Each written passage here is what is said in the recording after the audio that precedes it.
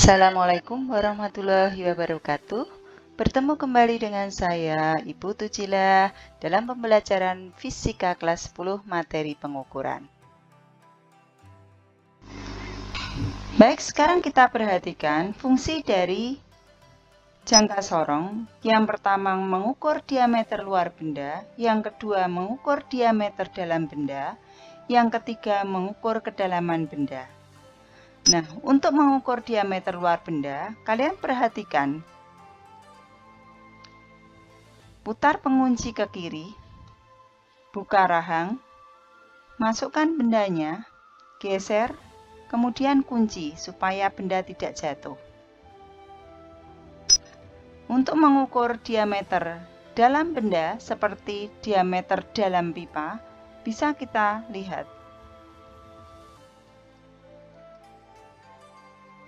Putar pengunci, masukkan bendanya, kemudian geser, dikunci. Nah, nanti seperti itu. Kemudian bagaimana mengukur kedalaman benda? Seperti misalnya kalian membuat lubang di dinding, nah itu ukurannya mungkin mau berapa senti. Nah itu bisa diukur dengan menggunakan jangka sorong. Perhatikan. Nah yang digunakan untuk mengukur yang ini. Nah ini yang digunakan. Yang digunakan sebagai alatnya.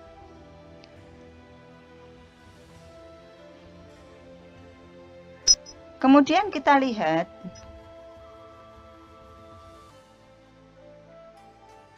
skala utama dan skala noniusnya.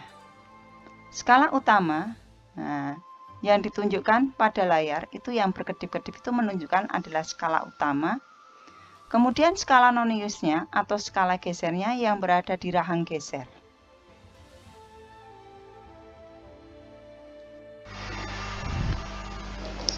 Baik, sekarang kita akan membaca hasil pengukuran dengan menggunakan jangka sorong.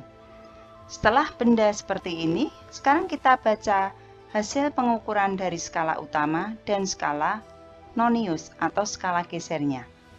Yang pertama kalian lihat adalah angka 0 pada skala nonius. Kemudian kita tarik garis. Nah, yang kita baca untuk skala utamanya adalah yang garis sebelah kirinya. Nah, ini yang saya kasih tanda. Berarti di situ ini 3, 3,1, 3,2, 3,3. Berarti untuk skala utamanya adalah 3,3. Kemudian untuk skala noniusnya itu kita lihat garis yang membentuk garis lurus antara skala utama dan skala nonius. 0 ini tidak lurus. Ini juga tidak lurus. Berarti lurusnya di angka 1. Maka ini adalah kita tuliskan 0,01. Sehingga hasil pembacaannya adalah 3,31 cm. Kita coba untuk soal yang lain, untuk pembacaan yang lain. Misalnya di sini ada pembacaan untuk skala utamanya. Kita lihat. Nah, ini nolnya dari skala nonisnya dulu. Nah, berarti yang kita baca adalah yang ini. Maka kita lihat ini 0, 0,1, 0,2, 0,3, 0,4, 0,5. Berarti skala utamanya adalah 0,5. Kemudian skala noniusnya yang membentuk garis lurus. Ini tidak lurus ya. 1 juga tidak lurus. Ternyata yang lurus adalah di angka 2. Sehingga kita tuliskan 0,02. Sehingga pembacaannya adalah 0,52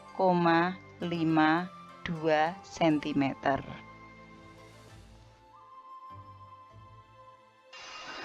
Oke, sekarang kita akan berbicara mengenai mikrometer skop. Nah, mikrometer skop itu komponen-komponennya ada, kita lihat ada poros tetap yang ada garis merah tadi, ada lambang merah poros tetap. Kemudian ada poros geser, ada skala utama, kalian lihat skala utamanya, ada skala nonius, ada pemutarnya, ada penguncinya. Nah, itu bagian-bagian dari mikrometer skop. Kemudian kita lihat fungsinya. Nah, fungsinya apa?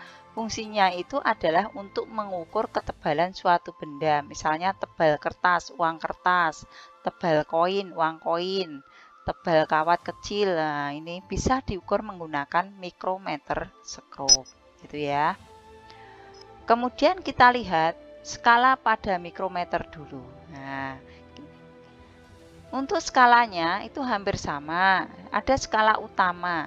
Nah, skala utama itu terdiri dari angka 0,5, 1, 1,5, 2, 2,5, dan seterusnya. Kemudian ada skala putar, yang putar ini ya. Coba saya sorot yang skala putar. Maka ada yang merah, tanda merahnya itu. Oke, sekarang kita lihat bagaimana cara menggunakan mikrometer. Yang pertama, pastikan penguncinya kita buka. Ya, pengunci ini kita buka. Kemudian nanti rahang akan kita buka dengan cara memutar. Ini ya. Memutar. Setelah itu, kita letakkan benda yang mau diukur diameternya.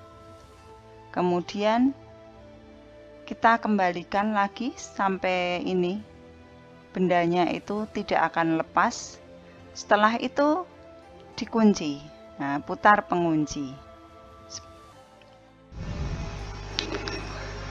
Oke, setelah kita meletakkan bendanya seperti itu, sekarang kita baca hasil pengukurannya dengan melihat skala utamanya. Di sini yang terakhir terlihat skala utamanya adalah 1. Maka kita tuliskan bahwa skala utamanya adalah 1,00. 1,00. 1,0 itu juga boleh. Kemudian yang kedua, kita akan membaca skala putarnya.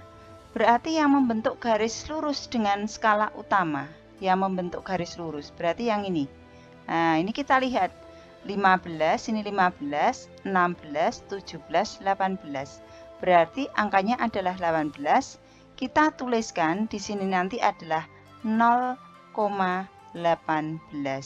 Sehingga pembacaannya tinggal kita jumlahkan, berarti 1,18 mm. Seperti itu. Coba kita lihat pembacaan yang kedua. Nah, pembacaan yang kedua. Terlihat di sini pembacaan yang kedua, skala utama yang terakhir terlihat adalah 2. Berarti kita tuliskan adalah 2,0.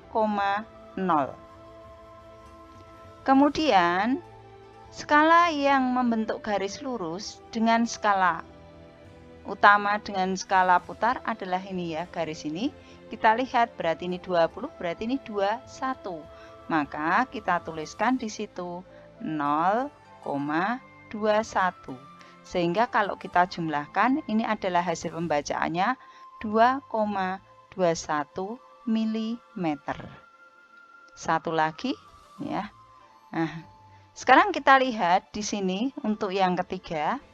Kita lihat 3, yang terakhir terlihat di sini adalah bawahnya, berarti ini 3,5. Maka kita tuliskan skala utamanya adalah 3,5. Nah, terus skala putarnya itu yang membentuk garis lurus ini, berarti ini 5, 6, 7, 8. 8. Berarti kita tuliskan kalau 8 adalah 0,08. Sehingga hasil pembacaannya tinggal kita jumlahkan, yaitu 3,58 mili. Begitu yang dapat saya sampaikan, mudah-mudahan bermanfaat. Ada kurangannya mohon maaf. Wassalamualaikum warahmatullahi wabarakatuh.